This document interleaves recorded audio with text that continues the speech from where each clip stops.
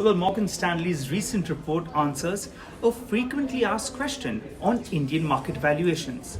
Are the fundamentals in the price? Well, they acknowledge that India could be underperforming the global bull market, but maintain that fundamentals are still not in the price.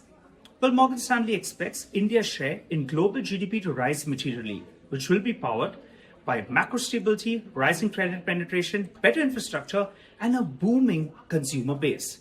And yet, foreign portfolio positioning is at its weakest since 2000. Well, here's what the data suggests.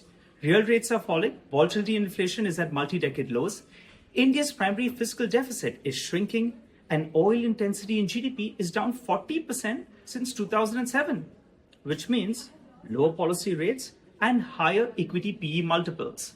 This, they believe, will support the shift in household balance sheets towards equity markets. So what's their view then on the Sensex? Well, Morgan Stanley's base case target for the Sensex by June 2026 is 89,000. That's a 6% gain from current levels.